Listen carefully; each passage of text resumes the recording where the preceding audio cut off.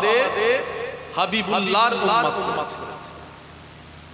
শুকরিয়া আল্লাহর কাছে কোটি কোটি। রাসূলুল্লাহর উম্মত করেছেন আল্লাহ। আমার আল্লাহরও তো কিছু আশা আছে, কিছু উদ্দেশ্য তো আছে। এত বড় কপাল, এত বড় নসিব, এত বড় তকদির আমাদের নবীর উম্মত আল্লাহ করেছে। আল্লাহর তো কিছু ইচ্ছা বড় আছে।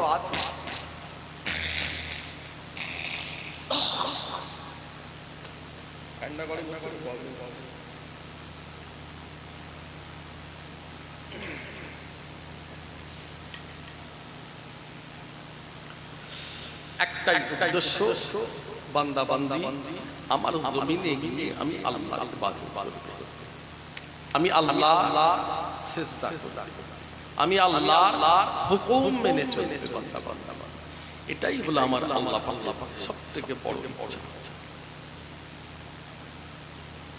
কারণ মৃত্যু আমাদের সকলের জন্যই আছে। আল্লাহ আমাদের কাউকে দুনিয়ায় থাকার জন্য পাঠিয়েছেন 50, 60, 70, 80। এর মধ্যেই সকলকে পৃথিবী ত্যাগ করতে হবে। মাটির তলাতে অন্ধকার ঘর কবরে সকলকেই যেতে হবে। এর মাঝখানে আল্লাহর ইবাদত আমরা এই জন্যই আল্লাহ পাঠিয়েছেন।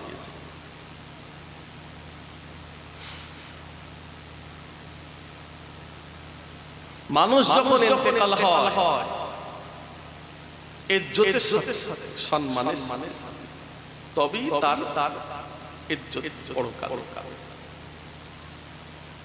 কোন মানুষ যখন ইন্তেকাল করবে, ইন্তেকালের সময় শেষ সময়তে মান আখিরা কালামিহি লা ইলাহা ইল্লাল্লাহ মুহাম্মাদুর রাসূলুল্লাহ, মৃত্যুর সময় যদি কোনো মানুষ শেষে এই ঈমানের কলেমা শরীফটা পড়তে পড়তে যদি মৃত্যুবরণ করে, জানবেন আমার আল্লাহ ওই বান্দা বান্দিকে বিনা হিসাবে জান্নাতি করে দিবেন। আর একটু জোরে বললেন না?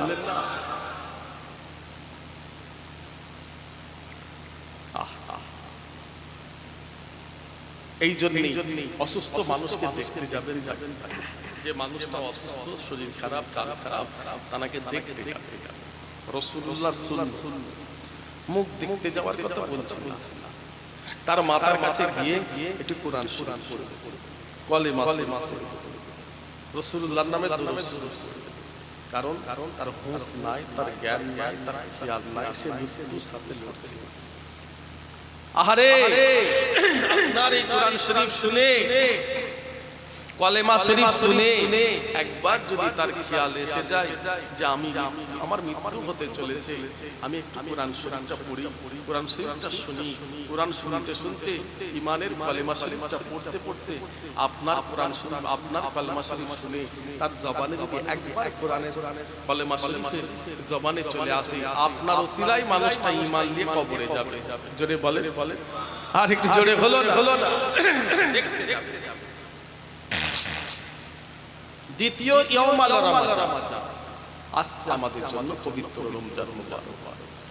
ইয়াউমাল রমাজান ওয়া লাইলাতুল রমাজান, ইয়াউমাল জুমআ ওয়া লাইলাতুল জুমআ। কোন মানুষ যদি রোজার মাসে জুম্মার রাত্রিরে, রোজার রাত্রিরে মানুষ যদি ইন্তেকাল করে, জানবেন আমার আল্লাহ ওনাকে বিনা হিসাবে জান্নাত দিবেন। এই নসিবওয়ালা মানুষটা কে হবে ভাই?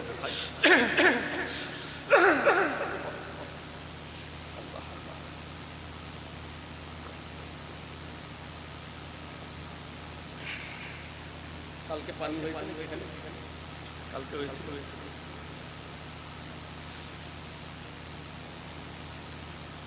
আমার ভাইজা, এই নসিবওয়ালা মানুষটা কি হবে? কার তকদিরে ঈমানের সাথে মৃত্যু হবে, রোজার মাসে জুম্মার দিনে কলেমা শরীফ নসিব হবে, যে মানুষটা দুনিয়ায় আমার আল্লাহকে সিজদা করেছে, নামাজ পড়েছে, রোজা রেখেছে, রাসূলের সুন্নাত মাথায়, রাসূলের সুন্নাত মুখে, রাসূলের সুন্নাত শরীর, ইসলামের কথা শুনে, আল্লাহ রাসূলের কথা শুনে সারা জীবনটা কাটিয়ে দিয়েছে। আমার আল্লাহ ওই মানুষেরই নসিবে করবেন ঈমানের সাথে মৃত্যু। জোরে বলেন সুবহানাল্লাহ। মানুষের বাঁচার জন্য জরুরি হলো পানি। ভাই কথা বলবেন না, শোনা এই কথা বলবেন। আমার দুনিয়ার মানুষ বেঁচে থাকে তার জন্য জরুরি হচ্ছে এক নম্বর পানি। পানি ছাড়া কোনো মানুষ বাঁচতে পারে না। ভাত নাই, রুটি আছে, রুটি নাই, ফল আছে, আরো অনেক কিছু এটা সেটা খাবার আছে, মানুষ খেয়ে বেঁচে থাকে। কিন্তু কোনো মানুষ পানি ছাড়া বাঁচতে পারে? কথা বলে পানি হচ্ছে জীবন মানুষের। হ্যাঁ, যদি মুসলমানের মনে হয় জান্নাতে যেতে চায়, জান্নাতে শান্তি করতে চায়, 17 রাকাত ফরজ নামাজ আমাকে পড়তেই হবে। পানি ছাড়া যেমন মানুষ বাঁচতে পারে না, 17 রাকাত ফরজ নামাজ ছাড়া মুসলমান জান্নাতে যেতে পারবে না। মুসলমান তোমাকে পড়তেই হবে, বাকি না পড়ো ঠিক আছে, কিন্তু 17 রাকাত পড়তেই হবে যদি জান্নাতে যাওয়ার স্বপ্ন থাকে। নামাজ আছে, 5 ওয়াক্ত নামাজ আল্লাহ ফরজ করে আমাদের কাছে দিয়েছে। নামাজটা পড়লে কি পাবে? মুসলমান ঘরের ছেলেরা, নবীর উম্মতেরা, ফজরের নামাজ যদি আপনি আদায় করেন ভাইজান, আপনার চেহারা সৌন্দর্য হয়ে যাবে। জোহরের নামাজ যদি আপনি আদায় করেন, আপনার সংসারে বরকত এসে যাবে, আয় উন্নতি বেড়ে যাবে। মুসলমান যদি আসরের নামাজ পড়েন, শরীরে বিমার আসবে না, শরীরে রোগ আসবে না ভাইজান। মাগরিবের নামাজ যদি আপনি আদায় করেন, আপনার বাড়িতে আল্লাহ নেক সন্তান দেবে, ওই সন্তানদের নিয়ে মুসলমান শান্তি পাবে। ও আমার ভাইজান, ঈশার নামাজ পড়ে যদি বিছানায় যান, আল্লাহ আপনার শান্তির ঘুম দিয়ে দেবে। আর একটু জোরে বললে, এই আব্বাগুলো বসে আছে, নামাজিগুলো বসে আছে, ইনাদের পছন্দের জিজ্ঞাসা করেন জীবনে ইনারা ঘুমের ওষুধ খেয়েছে কিনা।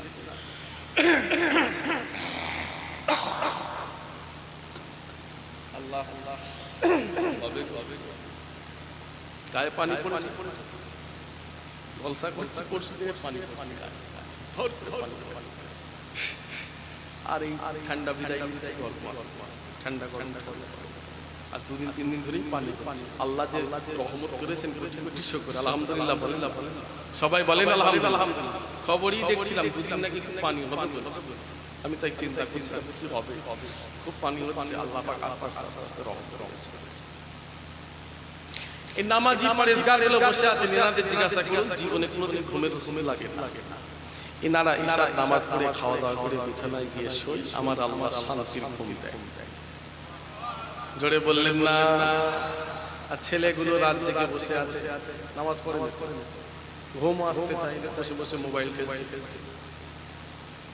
সারা রাত জাগছে, 3টে পর্যন্ত, 4টে পর্যন্ত, 2টো পর্যন্ত, যতক্ষণ পর্যন্ত মোবাইলে দম না শেষ হচ্ছে ঠেলেই যাচ্ছে। রাত জাগা কত খারাপ জানে? যারা রাত জাগে বেশি, যারা রাত জাগে আস্তে আস্তে 2টো কিডনি নষ্ট হয়ে যাবে। খবর লাগ। এখন আপনারা যদি বলেন হুজুর আপনারাও তো রাত জাগেন, আরে আমরা আমার আল্লাহ আল্লাহ রাসূলের জন্য, ইসলামের জন্য রাত জাগি। তুমি মুসলমান কিসের জন্য রাত জাগো? ঘরে শুয়ে শুয়ে কি দেখছো তুমি? ও আমার ভাই জানিরা, নবীর উম্মতিরা, আম্মা জান আসিয়াকে ফিরাউন এত মারা মেরেছিল, এত জুলুম করেছিল, এত অত্যাচার করেছিল। আসিয়াকে ফিরাউন বলেছিল, আসিয়া তুমি ইসলাম ছেড়ে দাও, আল্লাহ আল্লাহ রাসূলকে ছেড়ে দাও। আম্মা জান আসিয়া বলেছিলেন, ও আমার স্বামী গো, আমি আসিয়া সব ছেড়ে দিতে রাজি আছি, কিন্তু আমি আমার আল্লাহ নবীকে ছাড়ব না। ফিরাউন ছিল আসিয়ার স্বামী, আর আসিয়া ছিল ফিরাউনের স্ত্রী। জুলুম কাকে বলে? অপরাধটা কি? কাফেরের ঘরে ইমানদার হয়েছে, কাফেরের ঘরে ঈমানদার হয়েছে, ইসলাম গ্রহণ করেছে। আসিয়া, আম্মা জান আসিয়া মেনে নিয়েছেন আল্লাহ আল্লাহ রাসূলকে, মানার মতো মেনে নিয়েছে। কাফের ফেরাউন বলছে, আমার ঘরে আমার বিবি যদি ঈমান নিয়ে আসে তাহলে আমার ভক্তরা কি করবে? কি মারা মেরেছে, কি কষ্টটা দিয়েছে। ও নবীর উম্মতিরা, ও আমার ভাইজানেরা, দুটো হাত বেঁধে দিয়ে ফেরাউন দুটো হাত পা বেঁধে দিয়ে আসিয়ার উপরে গরম ফুটন্ত পানি ঢালতে শুরু করে দেয়। বলে, আসিয়া তুমি এবারে ইসলাম ছেড়ে দাও, আল্লাহ আল্লাহ নবীকে ছেড়ে দাও। আম্মা জান আসিয়া বলেছিলেন, ও আমার স্বামী গো, জান যদি নিতে হয় নিয়ে নাও, যদি মেরে দিতে ইচ্ছা হয় তুমি আমাকে মেরে দাও, তথাপি আমি আসিয়া আমার আল্লাহ রাসূলকে ছাড়বো না।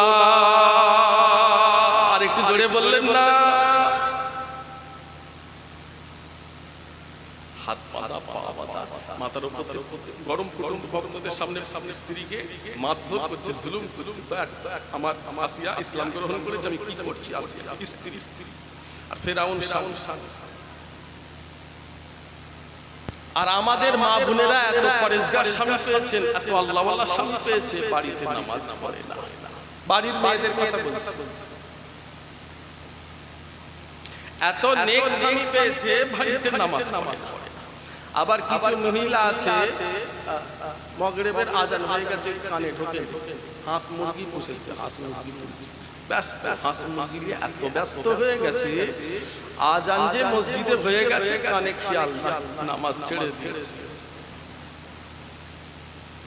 ও আমার ভাই জানেরা, নবীর উম্মতিরা, আসরের নামাজের সময় এসে গেল ভাইজান। আম্মা জান আসিয়া দাঁড়িয়ে দাঁড়িয়ে সালাত আদায় করে নামাজ পড়া শুরু করে দিলেন, হাত বাঁধা, পা বাঁধা। ওই সময় আম্মা জান আসিয়া দাঁড়িয়ে দাঁড়িয়ে নামাজ পড়তে থাকে। আমার আল্লাহ ফেরেশতা জিবরাইলকে বললেন, ও আমার জিবরাইল, এত জুলুমের মাঝখানেও আমার আসিয়া আমাকে সিজদা করতে বলে না, আমি আসিয়াকে, আমার আসিয়া আমাকে সিজদা করতে বলে না, ও আমাকে সিজদা করেছে, আমি আল্লাহ ওর পরে খুশি হয়ে গেলাম। ও আমার জিবরাইল, আমার জান্নাতটা নিয়ে আসিয়ার সামনে হাজির করে দাও। আম্মা জান আসিয়ার সামনে ভাইজান জান্নাত হাজির হয়ে গেল। আম্মা জান আসিয়া দাঁড়িয়ে দাঁড়িয়ে জান্নাত দেখতে থাকেন আর বলতে লাগেন, আল্লাহ পাক, এই জান্নাতের ভিতরে কি আমার একটা ঘর হবে, সেই ঘর থেকে আমি আসিয়া যেন আল্লাহ আপনার দিদার পেয়ে যায়। জান্নাতটাই হাজির করে দিয়েছেন, এত খুশি আল্লাহ। এত মারে, এত কষ্ট দেয় আমার আসিয়াকে, এত জুলুম করে। দেখুন আমার আসিয়া আমাকে দাঁড়িয়ে দাঁড়িয়ে সিজদা করছে, আমার নামাজ কিন্তু ছাড়ে। কাফের ফেরাউন মাথার উপর দিয়ে গরম পানি ঢালছে, আমার আসিয়া সব ছেড়ে দিয়ে আমি আল্লাহর নামে সিজদা করছি।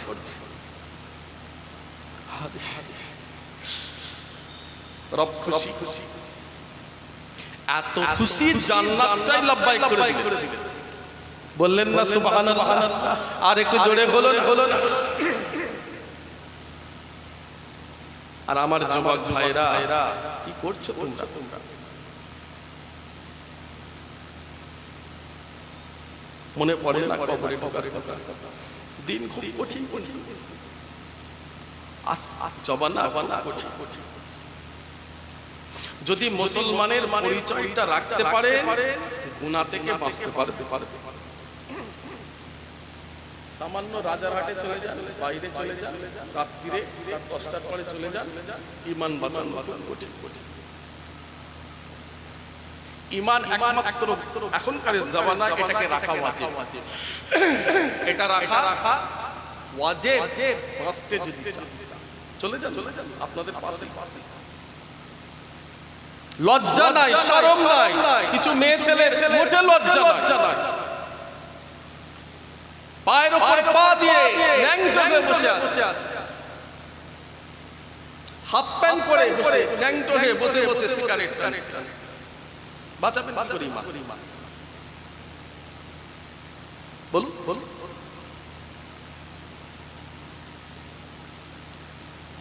ও আমার ভাই জানেরা, নবীর উম্মতিরা, রাসূলুল্লাহ সুন্নাত যদি আপনার মুখে থাকে চেহারা সুন্দর হয়ে যাবে। রাসূলুল্লাহ সুন্নাত নিয়ে যদি কবরে ঢুকতে পারে আল্লাহ আল্লাহ রাসূল খুশি হয়ে যাবে। ভাইজান, নবীর সুন্নাত যদি মুখে রাখতে পারে, মুসলমান যদি দাড়ি রাখতে পারে আল্লাহ নবীর সুন্নাত আদায় হয়ে যাবে। আল্লাহ নবী শাফাআত নসিব হয়ে যাবে। বিশ্ব নবী শাফাআত মুসলমানের নসিব হয়ে যাবে। ও আমার ভাইজান, নবীর সুন্নাত যদি দাড়ি মুখে রাখতে পারে সমস্ত নবীর সুন্নাত মুসলমান তোমার আদায় হয়ে যাবে। মুসলমান যদি অপরিচিত জায়গায় মারা যায় মানুষ চিনতে পারবে এটা মুসলমান। তোমার মুখে আছে রাসূলুল্লাহ সুন্নাত। ও আমার ভাইজান, মানুষ আপনাকে সম্মান করবে, মানুষ আপনাকে ইজ্জত করবে, মানুষ আপনাকে প্যার করবে, মানুষ আপনাকে বিশ্বাস করবে। মুসলমানের মুখে যদি দাড়ি থাকে ও আমার ভাইজান, জেনা থেকে আপনি বেঁচে যাবে, অন্যায় থেকে মুসলমান বেঁচে থাকবে, গুনাহ থেকে বেঁচে যাবে। যতই খারাপ হোক তোমার মুখে যদি দাড়ি থাকে আল্লাহ তোমাকে বাঁচিয়ে দেবে।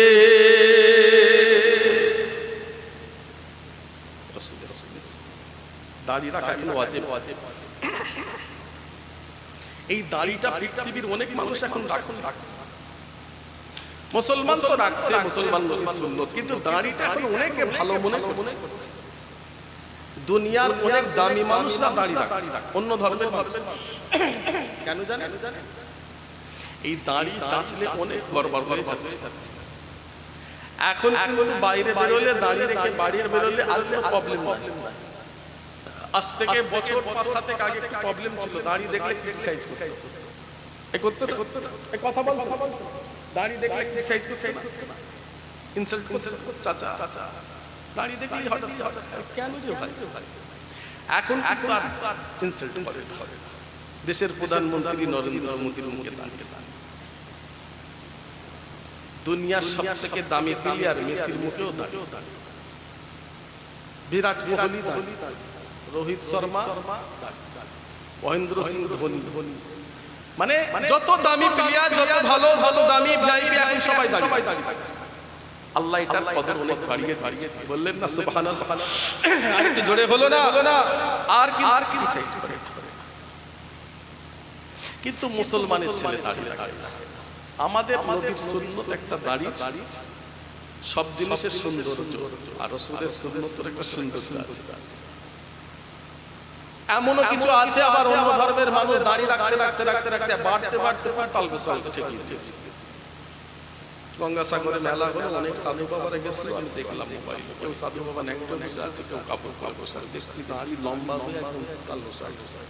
না না, আমার নবীর সুন্নাত সৌন্দর্য এক মুষ্টি। জোরে বললেন না সুবহানাল্লাহ? আর একটু জোরে হলো না? শিক্ষার বাগানে এসে বসলে আপনাদের জন্য আজকে ইসলামের একটা আলোচনা, শিক্ষার বাগান। এই এক মুষ্টির আগে যদি কেউ কাঁচি মারে, চাচা দাঁড়িয়ে রাখা।